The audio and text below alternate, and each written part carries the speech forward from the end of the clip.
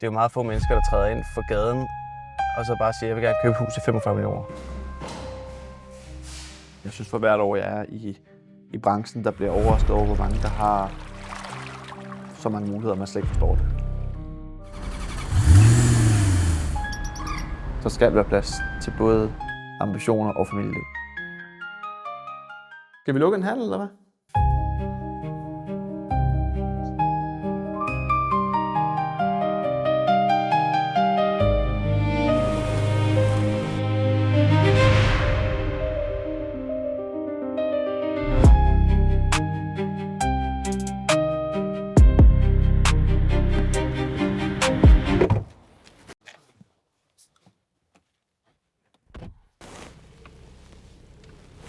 Jeg prioriterer altid tid til at komme og træne, vil jeg sige. Det er også derfor, jeg træner på det tidspunkt, jeg gør. Så det er ikke en overvejelse, om jeg har tiden til det. Jeg vil sige, det er meget, meget sjældent, man har ævet sig over at stå tidligt op. Jeg startede hos, ligesom så mange andre, i en klassisk kædemaler, hvor jeg havde trænehaver, jeg arbejdede for, og ligesom fik lov til for alvor at få fingrene ned i materien, og ligesom lærte i sådan en form for mesterlærer, som de fleste malere bliver oplært under. Ikke? Jeg kan da ikke afvise, at jeg kigger også ind, når jeg går forbi, eller cykler, eller kører forbi en malerbutik i løbet af dagen. Og tit så sidder der bare en sagsbehandler derinde, så bliver den ikke brugt mere end det. Det synes jeg næsten er ærgerligt. Så er det ikke alle sammen, jeg synes, der er lige pæne, for at være helt ærlig. 5% max, der har en pæn butik, resten så meget bygget op om det samme. Jamen, det har givet mig, det har givet mig rigtig meget erfaring, og også vist, at man skal virkelig arbejde for at blive god.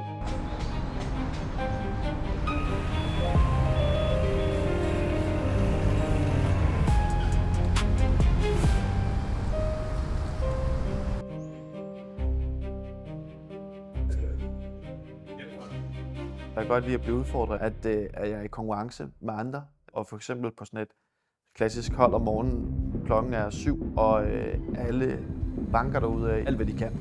Og mange af os ligger med en puls måske mellem 180 og 200 i måske 20 minutter i træk. Det kræver lidt, og det gør bare, at man for alvor føler, at man lever. Jeg møder en del fra mit kundesegment dernede. Og så også at ligge nede i Kødbyen, som er et lidt mere broget segment, så er der ekstremt mange, som også vil færdes i mit, kan man sige, liebhaversegment, som også kommer derned og træne, fordi de godt kan lide kontrasten, og de kan godt lide hele det her community, der er hernede. Du skal lige blive et menneske igen, ikke? Jeg tror også lige, vi kan tage tiden en halv time efter sådan en træning, man lige skal finde sig selv. Så er man også klar. Der er en, der har vist interesse for en ret stor skuffesag, som jeg har, hvor han har sagt, at han godt kunne være interesseret.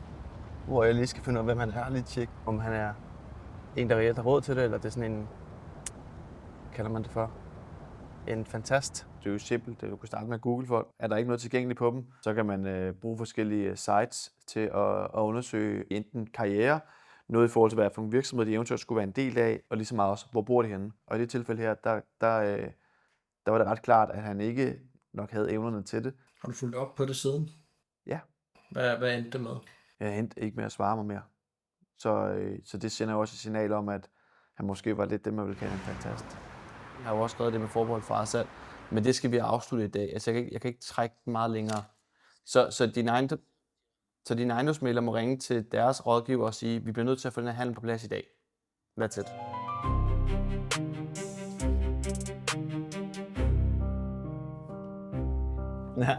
Nej, jeg kommer derind. Jeg ved ikke lige, hvad tid det når at blive, men jeg kan lige prøve at give dig en melding. Det er fordi, jeg går i møde nu her frem til klokken 11:30, så skal vi overdrages på Rørhamsgade, og så skal jeg på sådan en 13:15, så jeg tror ikke, jeg kan nå det før, måske, men det må se. Jeg giver et kald, når jeg kører derhen. Hvis man skal være en dygtig maler her 2026, så skal man være til stede på digitale medier, som f.eks. Instagram og Facebook og videre, og derfor har jeg et samarbejde med et bureau, som hjælper mig med hele den her tilstedeværelse i den sammenhæng. Vi skal jo drøfte, hvad der fungerer, og hvad der måske kunne blive bedre. Og så forventer jeg selvfølgelig også, at der kommer nogle indspark for de gode drenge derude, at de har tænkt sig om og er kreative og har forberedt sig til mødet. Det er jo bare en tendens, der startede med, at Instagram blandt andet, og også Facebook, men i særdeleshed Instagram er blevet er blevet en supplerende portal til det klassiske Boligsiden og Boliga, og hvor der bliver handlet rigtig mange boliger, og i forhold til det liebhavssegment, jeg sidder med, så er det jo særdeles også fordi, at det æstetisk oftest er rigtig, rigtig flot, og det tager sig rigtig godt ud på Instagram, så mange, de følger også ejendomsmæglere eller mig, eller tilsvarende af mine konkurrenter, fordi de gerne vil lade sig inspirere, eller gerne vil følge med, hvad der er. Kvaliteten og detaljegraden, og hvordan tingene bliver lavet, er jeg ekstremt perfektionistisk omkring, fordi jeg gerne bare vil have, at vi har det bedste produkt på markedet. Og det får man ved at hele tiden konstant at presse limit på, hvad kan vi.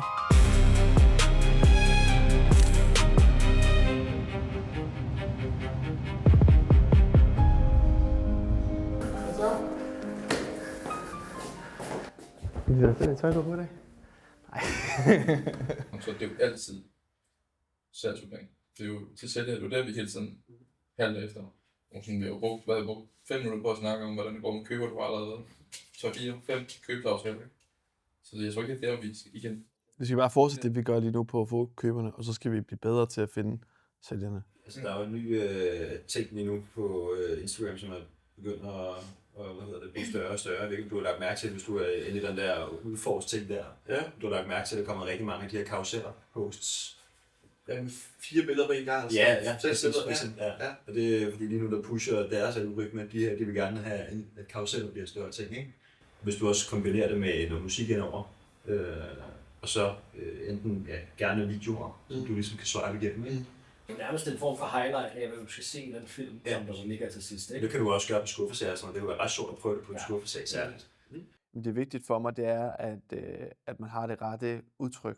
At man får selvfølgelig en ærlig og autentisk udtryk af, hvem jeg er, og som man også nærmest i teorien næsten kender mig på forhånd. Men vigtigst af alt, så skal det være gennemført, og at der ikke er noget, der er overladt til tilfældighederne. De her 2 billeder, tænker jeg, er forsidebillede. Det vil jeg tænke, det kunne være på forsiden af et magasin, fordi det er bare så lækkert. Ja. Helst gerne noget, der er lige på, så man får det der clean udtryk, som... Detaljerne er på plads, at der alt det formelle spiller, at hele den måde, som brugeren skal se det på, skal man tænke, det er virkelig, virkelig gennemført det her. Det er derfor, jeg tager, kan man sige, samarbejdspartner fra øverste hylde. Ses! Kan lukke nu, så er det fint. Så sagde jeg forventer, at jeg kunne gøre det til i morgen, sådan. Så nå, fint. Jamen, så er det jo bare det, vi arbejder mod. Ikke? Så forhåbentlig så får vi det på plads i dag. Det er også derfor, jeg presset om den her mail. Nu er vi på vej til Rørhamsgade, hvor vi skal overdrage en lejlighed, jeg har solgt der.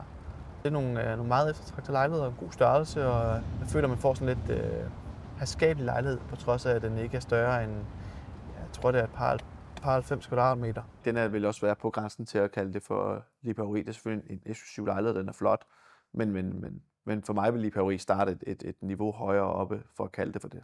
Hvor går din grænse i forhold til, hvad du tager til salg? Jamen fra 8 millioner og op efter, det er sådan grænsen for, hvad jeg vil tage ind. Nu er jeg for at sige det med samme, jeg har selvfølgelig ikke nævnt, hvem du er og hvor du bor og alt muligt, så hun ved ikke, hvem det er, bare til at sige det til at starte med. Ikke? Men ligesom, at hun synes, det er fint, hun er glad for interessen og alle de her ting. Hun synes måske lige til den lave side og sige 25 millioner på den, ikke? Skal vi lukke en handel, eller hvad? Ja, jeg har en god dialog med ham. Han er god. Skal vi bare lige blive enige? Ringer tilbage, jeg skal lige sove på det. Det er ikke sådan, fordi vi er millioner fra hinanden, det er vi, ja, men det er ikke sådan, som apropos vi snakker om det her med liebhaveri. Hvad skal det koste? Der er det mere spørgsmål, hvad vil det give, og hvad vil den ene, og hvad vil den anden, ikke? Altså. Jeg repræsenterer jo sælger og presser købere helt til grænsen, for at de skal give den maksimale pris. Men jeg tænker at gå ned og tage imod, så går vi bare lige rundt, og så holder jeg lidt i baggrunden. Så oppe i toppen. Vi har i dag den 28. Jeg tænkte, de gerne ville have en øjne, så hurtigt kunne få dem. Ja, det var på ja. Fordi han var ude, og så var det bare sådan lidt, så kunne I så godt bare... Lad os lige gå op og se loftrummet. Kan du videre? Spørgsmål, om vi lige kan nå over og mødes med Sebastian hurtigt, tror jeg godt, vi kan nå. Sebastian er en af mine rigtig gode relationer, som udvikler ejendomme, og som jeg hjælper med at købe de rigtige boliger ind til de rigtige priser i de rigtige områder. og hjælper ham med sådan, det visuelle udtryk til, hvordan lejligheden helst gerne skal se ud. Og så hjælper jeg ham bagefter med at sørge for at få dem solgt til den bedst tænkelige pris. Jeg startede faktisk med en dialog på Instagram omkring boliger. Og den dialog fører så videre til, at vi tager et møde omkring, hvordan jeg kan hjælpe ham. Hvordan får vi lavet den bedst mulige plantegning, for eksempel, for det er oftest det, vi ændrer på. Hvilket type køkken vil passe godt ind her, i forhold til måske farverne, i forhold til udtrykket indenfor, og hvor jeg ligesom ligger varen for at kunne levere det højst mulige resultat, og æstetisk det bedst mulige resultat.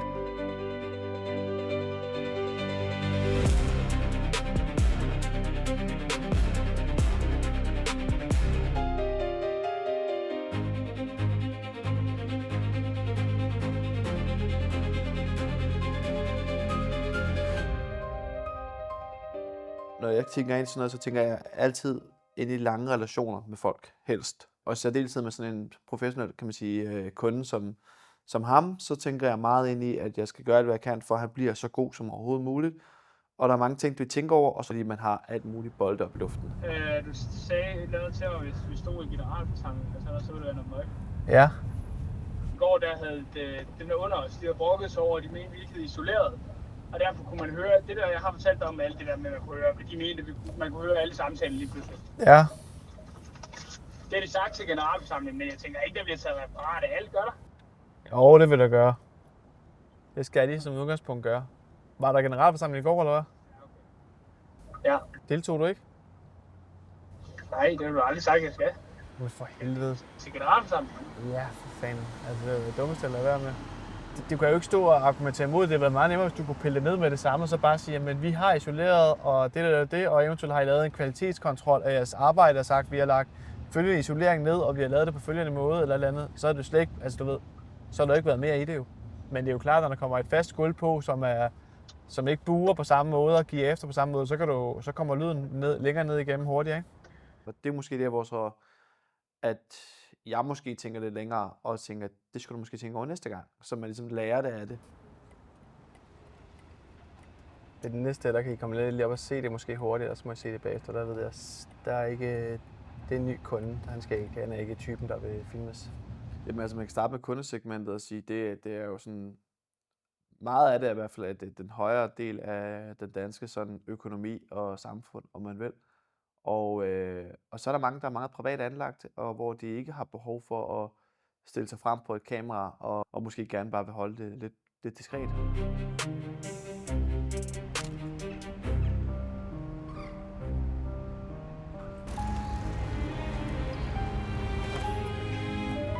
Jeg sørger lige for at få luftet ud, så der er lige lidt frisk luft herinde.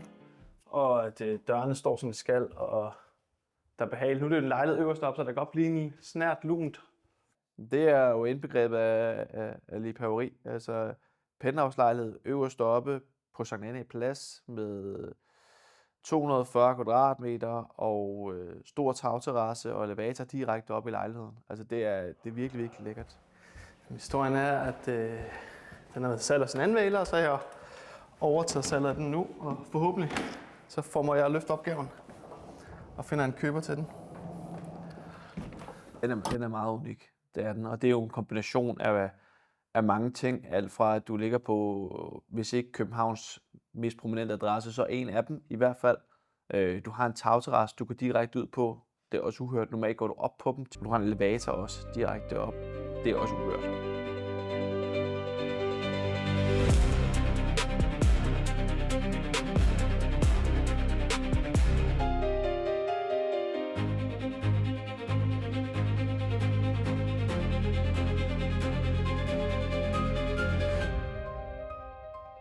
Fremvisningen gik godt, og en god dialog, men det var desværre ikke et match til ham. Så vi skal finde noget andet til ham.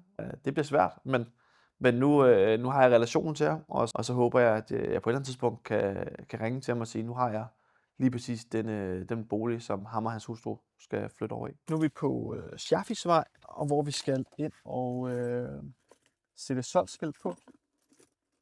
Jeg prøver at få folk til at føle sig hjemme, og jeg prøver at få folk til at se sig selv i boligerne og føle sig tilpas. Jeg synes jo meget, det er bedre at købe bolig med en god ven eller en rådgiver, end at købe boliger med en lidt for smart maler, som ikke har fokus på den konkrete kunde, der kommer og kigger. Det var egentlig meget fint salg. Det er jo sådan et ældre par, som har haft den som supplerende bolig.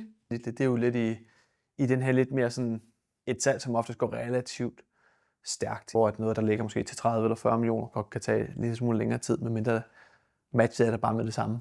Det bliver man aldrig træt af.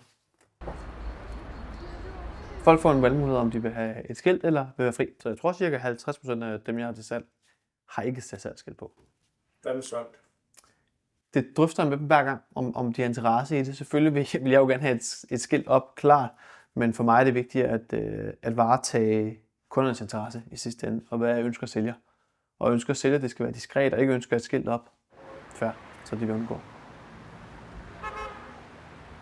Jamen, vi er på vej til Papirøen, hvor jeg har en kunde, der gerne vil købe den. Hun så den første gang, får noget tid tilbage, og så har vi haft noget forhandling i de sidste 1,5-2 ugers tid, og blevet enige om prisen her i weekenden, og nu skal hun lige se den sidste gang med sin bedre halvdel. Det er jo trods alt en slags penge, man skal betale for sådan en speciel bolig.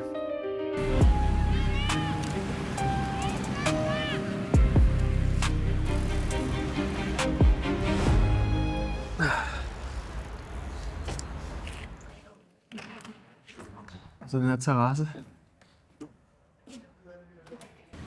Det er jo det, man vil kalde liebhaveri. Altså, du ligger i første række til Københavns Kanal. Tredje sal perfekt placeret i forhold til vandhøjden, og du kan se ud over, som om du var nærmest på en båd. 5 gode vinduer ud mod vandet, nærmest som malerier.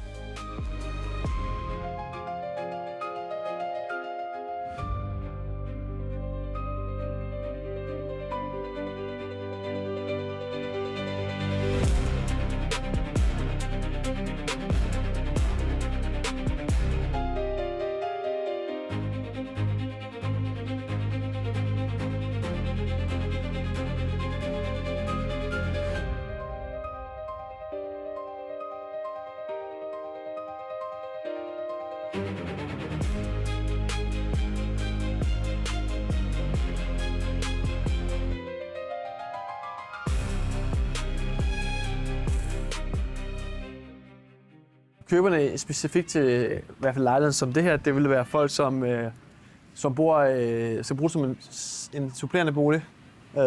Selvom det lyder lidt vanvittigt, men man kan sige, det er folk, der skal bruge det, som enten bor i udlandet, eller bor måske uden for København, eller har behov for en ekstra bolig i byen, fordi der kan bopælspligt på, og så vælger man at købe sådan noget som det her, i stedet for, fordi der ikke er taget adresser endnu. Og så kan man vælge at have den ekstra, ikke? Og så bare nu går jeg videre, og så går jeg lige i gang med at gøre toiletter klar, og sådan lige som det der ting. Det er Marco. Jeg havde også en, der bød på det i går, og som jeg er i dialog med nu.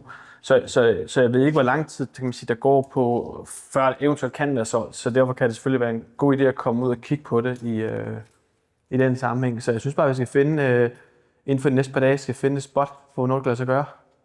Har du tid til, at vi kan finde et tidspunkt nu, eller vil du vende tilbage, eller hvordan? Jamen, aftale. Vi høres ved. Nå, så skal vi også få gjort det sidste færdigt. Hendes mand er også meget positiv over for lejligheden, så jeg håber, at det er i hvert fald meget svært ved, jeg tror det ikke skulle lade sig gøre, men jeg håber, at vi får afsluttet en handel på den. Nu er det anden gang, at hun ser den, og første gang manden ser den, men vi er ret langt i forløbet, og faktisk også blevet enige om pris og sådan ting, så jeg håber, at alting falder på plads.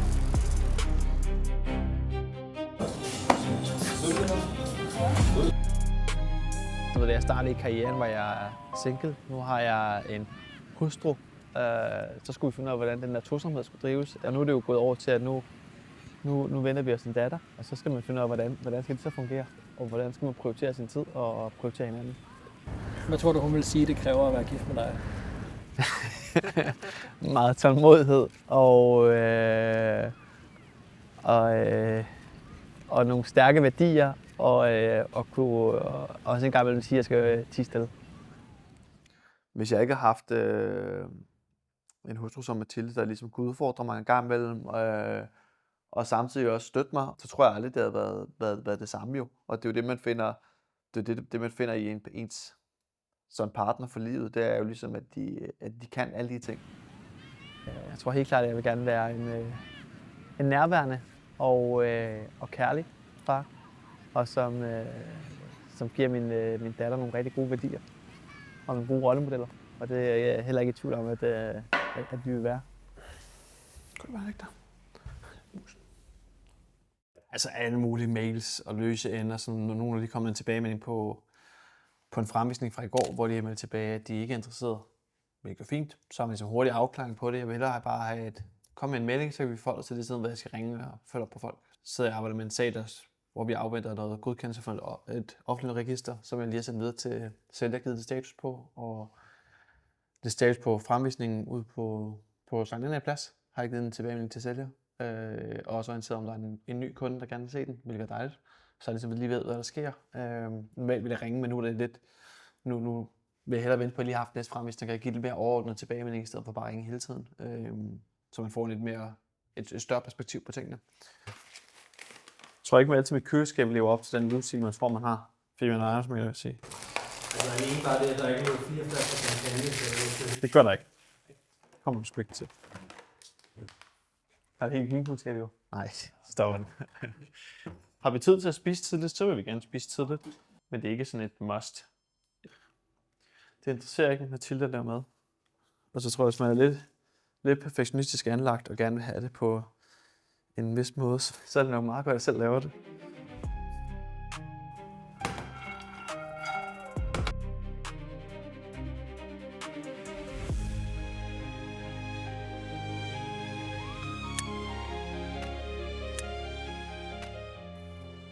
Det er da så fint. Det tænker jeg, jeg kan bruge det. Det var mere bare, I lige havde tænkt det til. Nu var jeg lige oppe i lejligheden en dag, og alting ser flot og klar ud og sådan noget, ikke? Men det var mere bare, man ligesom havde det med i tankerne, sådan så vi helst ikke skal rykke den for mange gange i det sammenhæng, ikke? Yes. Men det er fint, det er fint. Jeg tror på det, det er ikke det. Det gør vi ikke. God aften. Tak. Hej. Hvad er det? Det er nogen, der skal style den her lejlighed i går. Eller ikke i går. I morgen skal de style en lejlighed. Og så ville jeg bare sikre mig, at de havde taget højde for... At de havde taget højde for... nu bliver det på den her. At de havde taget højde for sengen, hvor den skulle stå henne i den sammenhæng. Sådan så den ikke... og det er jo mest af alt for os at få det her fuldendte udtryk og få boligens fulde potentiale. Og så også det med, at mange de køber også med hjertet. Og der er det der med, at folk skal føle sig hjemme.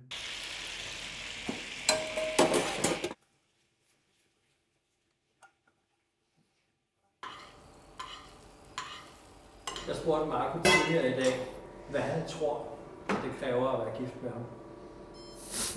Okay. Jeg tror, du har Det bliver en grine. Det er ikke spøjt med Marco. Det bliver en grine, det der. Hvad det kræver at være gift med dig? Jeg tror, man skal være lidt med på, at ferier og fridage og sådan noget, det er ikke rigtig sådan 100% eksisterer. Altså, Marco er altid på arbejde. Så når vi er på ferier, og altså, hvis vi går rundt et sted eller et eller andet, så vil han altid tage telefonen. Lige meget, hvor vi er. Ja, tingene flyder lidt sammen, det hele. Sådan arbejde og familieliv, og han tager jo telefonen på alle tider af døgnet. Så, men ja, det er aldrig noget, der har gået mig på. Det er det virkelig ikke. Så, Jeg tænker rigtig meget over at være til stede, og jeg tænker også over, at måden, jeg så er til stede på, er vigtigt, men også at de ting, jeg kan gøre udenom, som måske kan lette processen på nogle andre ting. Og nogle gange kan det bare være et kald på 2 minutter, og så kan man få afsluttet det her, og så er det skubbet videre. nu synes jeg også, at jeg går meget op i Marcos arbejde, og vi har meget sådan passion for det samme. Nu arbejder jeg med udlejning, men vi elsker bare boliger begge to. Og snakke om det, altså kigge på, hvad der er til salg, og snakke om priserne, og snakke om plantegninger og de der ting. Så er jeg sådan, ja, jeg føler mig jo også bare virkelig en del af hans virksomhed på en eller anden måde. Ja, jeg synes, det er fedt. Ja, det kræver nok, at man synes, at det er fedt, det du laver. For det fylder jo meget. Der skal være plads til både ambitioner og familieliv. Så der skal der findes plads til. Hvad sagde han da? Jeg synes ikke, lofthøjden var sådan tilstrækkeligt. Og heller ikke bredt nok på rummet til deres ønske. Men det er også, de kommer med meget, meget stor lejlighed. Ja. Nå, men Det kan næsten downscale kan godt være svært for mange mennesker, jo det med at sige, hvor småt kan man downscale til. Nå, det var det, de ville. De ville ikke bare have det som... Det er bare til dem selv. Ja, okay. Ja. Ja. Nej, så er jeg ikke lige... Så synes jeg, det meget, havde nemlig har været sådan meget fransk mad, ligesom det andet, vi allerede har booket. Det er måske også lidt ensformet, hvis det er det samme. 2 dage træk, ikke? Jo, også Lidt fordi... tungt. Ja. Lidt begrænset af, jeg kan ikke spise tartar eller stor bøf eller... Ja.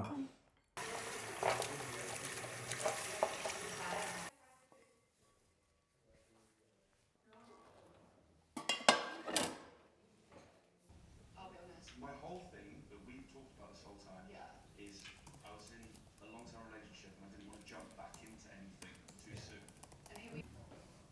Hvis man må gå fra det her med bare én ting, man ligesom skal kunne huske omkring dig, hvad er det vigtigste, at folk husker?